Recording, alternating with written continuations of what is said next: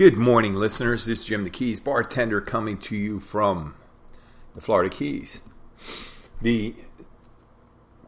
As the week goes on, gradually warming and more humid Florida Keys, and we appreciate that. We're in the middle of what everyone seems to be calling Hell Week.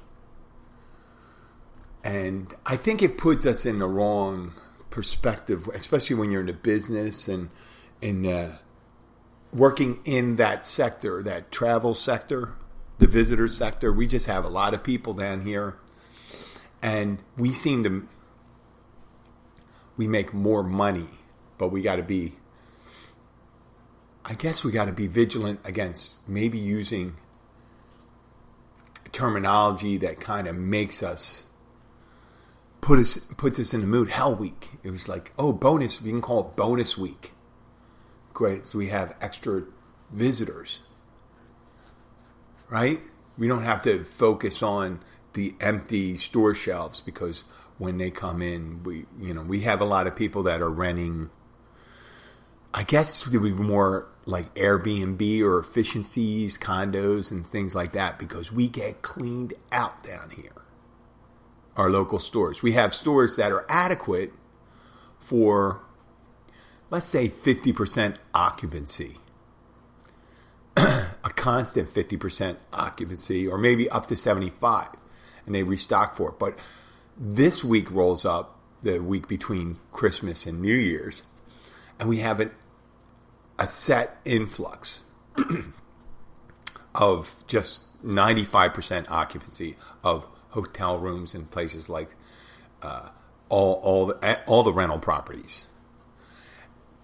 And I have a suspicion, even though there's probably no studies that have been done in depth, because people don't want to really answer surveys when it comes to things like extra income, that we have a traditionally much higher busy week, because not only we keep track of our hotel rooms, the occupancy rates there, but we don't do occupancy rates for properties. A lot of these properties down here are vacation properties. And my sneaking suspicion is that there's been a tremendous upsurge in people getting outlets where they can just rent to whomever on Airbnb, VRBO, whatever, all these different online rental places. I'm not talking about the scams where people, I told you a couple months ago, I had someone come by and they were actually listing a room for rent in the house I live in, which, unbeknownst to me, I guess if you do it enough times, you could just pick an arbitrary property. You might get someone to bite and send you a deposit. We can hold this property for you, this house, for $500. Here's some pictures of it, blah, blah, blah, blah, blah. But, we had someone come and visit and ask me they wanted to look at the room. And I said, we do not have a room for rent in this house. I don't know, either person gave you a wrong address, or they're most likely trying to get you. But calling it Hell Week, let's get back to it. Hell Week, it just sets the wrong tone. It's like when you start calling the wife the ball and chain. We used to call it, our girlfriends and wives when we were back in Philly, the fun police, because they always knew when you were having fun, and that's what we said. They always knew when you were having fun, and they were working wherever there was happiness in our lives. They were on it to sequester that fun, to stop it. That's what we thought. But it's mainly because we were acting like guys, getting drunk, chasing girls, and stuff like that. We're doing things that weren't conducive to the relationship. It doesn't mean that weren't conducive. The girls weren't, or significant others weren't interested in us having fun. They wanted us to have fun with them. And that's a subtle difference right there. So when you view it, if you look, I say, nope, I love it. She's a sweetheart. Sometimes we don't see eye to eye. And a lot of it has to do with diverging expectations on a daily basis. But on the grand strategy, you can always just look at something big, like a grand strategy for this week, instead of calling it Hell Week.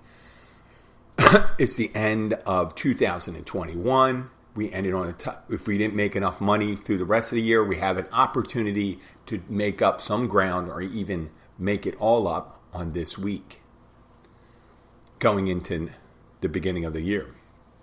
And we'll get to that a little more in depth with my topic I wanted to talk about later. Hence the title of the episode. Now, if you're working in a restaurant business, every holiday has a different vibe, right? I'm going to start. I'll try to do it chronological, which we'll be talking about calendars, but we have let me talk about these holidays. You have the Super Bowl Sunday, St. Patrick's Day, New Year's, Valentine's Day through Valentine's Day. Everyone has their, and means something different to the people that work in the business. If you are a big time Irish bar, St. Patrick's Day is huge, a huge holiday. And it's not that other bars aren't, but it just seems people seem to really want to go and hit the bars that have a slight affiliation with Irish, right? So, and it's beer and whiskey and wearing hats and beads. And then you have Valentine's Day.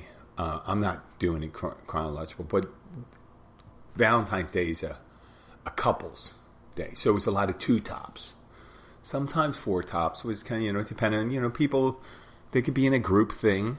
It could be Valentine's Day. Hey, I'm taking me and my three boyfriends, or we're swingers. We're going in our swingers group, going out. Valentine's Day. But tendency with Valentine's Day, it's a lot of champagne, a lot of wine, and you're doing you really make some bad decisions on New Year's Eve, and you're thinking about your resolutions, but you're going to do whatever you can to make an embarrassment of yourself, possibly, for some people. And it's a time where a lot of people aren't used to drinking that late, especially down here, because we are a fishing culture. So people are up in the morning. So we have a tendency for some people to really want to if they want to get hammered, they start earlier. So it's a real mess on New Year's Eve, because if you're starting to drink at 4 o'clock, that's 8 hours, or 12 at noon, that's 12 hours. You got people possibly blacking out and coming back. But it's a different vibe for the holidays. Super Bowl, you're either open or you're not open. Valentine's Day, you're going to be slammed. St. Patrick's Day could be rolling in all different times. You could have buses stopping in. When I say buses, in the big cities at least, they used to have in Philadelphia. I know they do it in Boston, New York, Chicago. They have the Air and Express where they visit. It's nice. You get a smattering of drunk people. It's like a buffet of drunk people coming to your place. Oh, here's the bus. It's not going to be necessarily really good. It's not going to be a bunch of sober people getting off that bus on St. Patrick's Day. It's the drunk bus. Yes, it is. And at the end of that run, it is not pretty, the Air and Express. And they do a recreation of the Civil War, the Irish Troubles, at the end of the night, because people sure there's going to be a couple guys named Sean and Patrick going at it, or James or Jimmy, and throw me in the mix, are going to be going at it at the end of the Air and Express, recreating the Protestants and the Catholics in Ireland. Those mainly the Catholics that are out there. Well, enough talking about those holidays, but we do manage them. I'm working on New Year's Eve. It's tendency we don't normally have people there around midnight. I don't expect to be there after after 11 o'clock. I intend to spend midnight with my family because we're not near the fireworks and there shouldn't be anybody really late. Our music stops at 10 because it's going to be outside that day, which works out good. And what I really think about when New Year's comes up is, wow, the only point in space, we are in that point in space around the sun in the general vicinity where it is. And why are we there? Why is December 31st and January 1st? January 1st. Well, the reason, and I used to make a joke about this when people would talk about, I still talk about, I never let go of a joke, right? I'll hammer away at it, especially one of my own creations. And when people talk about leap years, February 29th, or they talk about daylight savings time, I look at them and they go, hey, are you messed up because of daylight savings time, or falling back in the fall, or springing forward in the fall, or that extra day in February, which no one really talks about all the time. But I do bring it up when they mention that. And because I always beat the dead horse. I don't know why, but I do. So, if you're a long-time listener, you heard this before, maybe. But I tell people, when they say daylight savings time, I never change my clock. Because in 6 months, it'll be right again. The reason is, the original intention, which is, from what I'm about to say, is totally made up, but it is my creation. I say it's meant to save. Meaning, I take the extra hour in the fall and in the spring and bank it. And every 4 years, I don't observe the February 29th. So, at the end of about 8 years, I have an extra week. And I guess after 32, 34 years, I got a month all to myself. And I look at the people, I said, what do you do with your extra hour? Drink, sleep? I'm banking that. And no one's going to be able to schedule on February anything with me because I'm the only one observing it. And they'll look at me like I'm crazy. And I said, I didn't give a lot of thought to it, but it was just something I do all the time. I say, I do not use my daylight savings. People think you're crazy. As it turns out, I'm not so crazy. So, I'll do a brief history. In 1582, Pope Gregory XIII seemed to codify the calendar. The Roman Catholic Church wanted to set Easter to be kind of somewhat static, even though it's not. But they set the calendar. And hence we get the Gregorian calendar. It's easy for me to say. Gregorian calendar, 12 months. Most of them 31 days, with the 28th day, February, every 4 years, the 29th. Why is it a leap year? Because we always talk about the year being 365 days long. It's actually 2425. Almost 365 and a quarter. Hence, every 4 years, you're left with that time. You put it together, you have an extra day.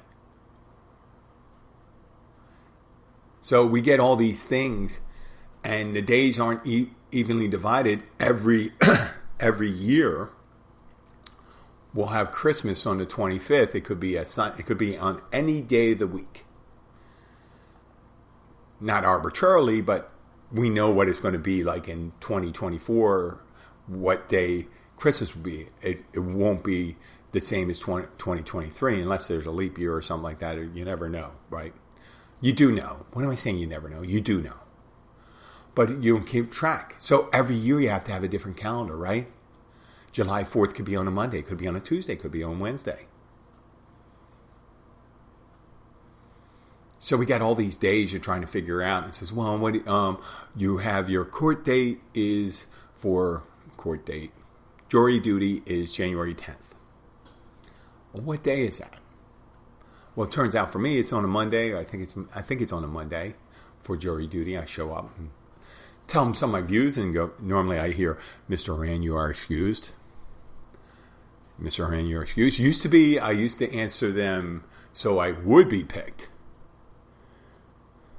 But now I am the most opinionated people. I'm not necessarily the best juror in the world. I will listen to the evidence. Yes, if a person's innocent, they're innocent. If they're guilty, they're guilty. But sometimes they don't want someone very opinionated. Unless you're in a defense, you say, well, this guy is definitely a hung jury material for our case, or this guy's a convict for our case. So they'll just say, oh, we don't want him. Or the whole judicial system says, we don't need that guy. But we're talking about calendars now. So it would be nice if January 10th was always Monday, wouldn't it? We'll get to talking about that later. And there are other calendars. We know the Chinese calendar, the Islamic calendar, the Hebrew calendar. Sometimes on the Hebrew calendar, in some years, it's 384 days. Yeah, it's kind of screwed up. In the old Roman calendar, there were 10 months, and there were 304 days. The old Roman. Like, oh God. I guess that was BC. So what they tried to do is divide up the years so relatively every December 24th, let's not say Christmas Eve, but it's the 24th, the 22nd, the autumnal equinox or vernal equinox, whatever you want to call it. We're in the same position in space. The Earth is tilted that way. So in December 24th, we're beginning winter, or 22nd, we're beginning winter in the northern hemisphere, and they're beginning summer in the southern hemisphere. Right? So, and it makes it easier to plant crops. This time of year, let's say you're in a certain latitude, on April 1st is a good time to plant your corn or your wheat every year. But if you didn't track the calendar right, April 1st could start falling out in the hottest months, the driest months, and you don't really necessarily want to start planting then. So you'd have to adjust. It's really screwy when you think about it, especially when we're getting paid. You got the fiscal years, that's for business. And fiscal years in investment and banking is really screwed up. Because if you think about it, quarters could be different. Right? If you start on October 1st, go to January, but that February you're losing or gaining a day inside a fiscal calendar could mean worlds different in profits and losses. That's a 1.5% maybe, just from that extra day. And if it was a good day, it could be a 4% because of the day added to the calendar. Now, there is a solution. And there were two professors, and one of them, I think one or both, are at Johns Hopkins University in Baltimore, Maryland. And it's Hanke Henry. That Hank, Hanke, that's the last name one, the other's Henry. And what they want is the same calendar each year. You could pretty much get one calendar. And January 1st is always going to be a Tuesday. How do they do it? Well, this is how they do it. Each quarter, the first 2 months are 30-30. The third month's is 31. So, January, February, 30-30. March, 31. And then repeat the cycle each year.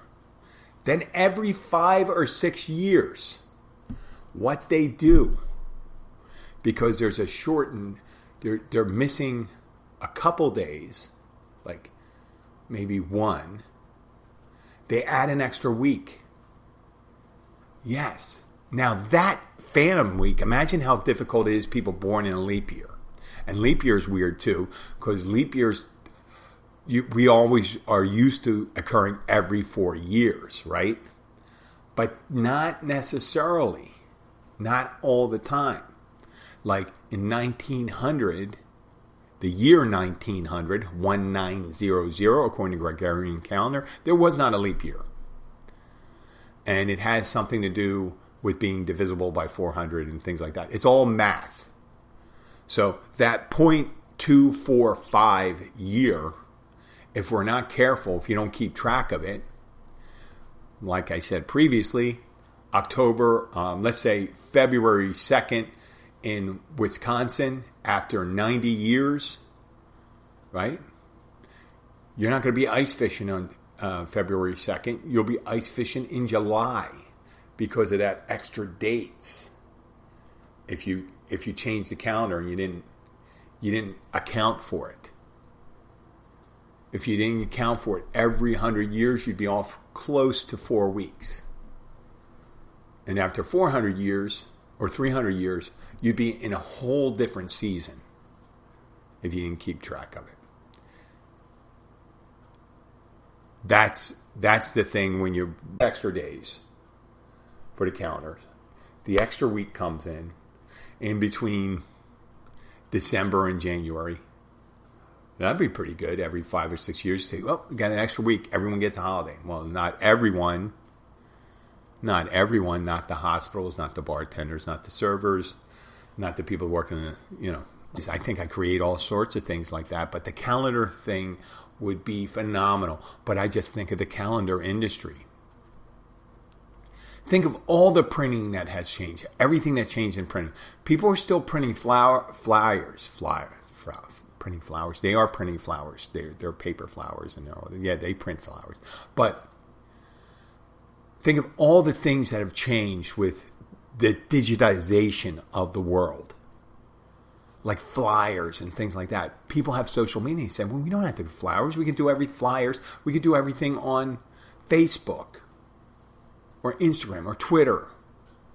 We don't need to print out 1 million pieces of paper and spread them around, the things that people won't read. We know we get a higher read rate when we post it to people that are interested. Yes. So there's less printing when it comes to that. There's less printing when it comes to that. People don't have date books. They put it on their phone.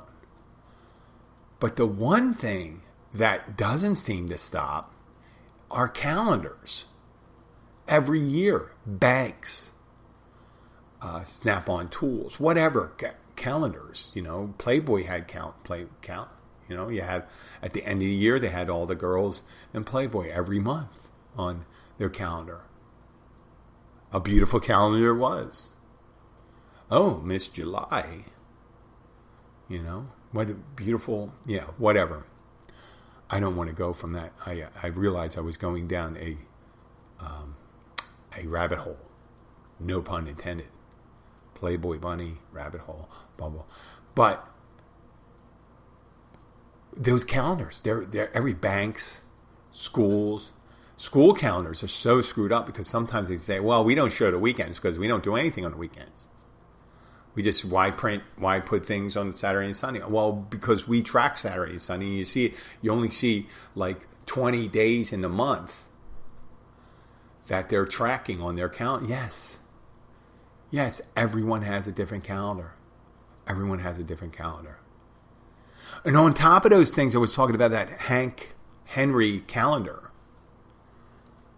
where they add the extra weekend on that. They also propose getting rid of daylight savings time and time zones. That's radical. Time zones.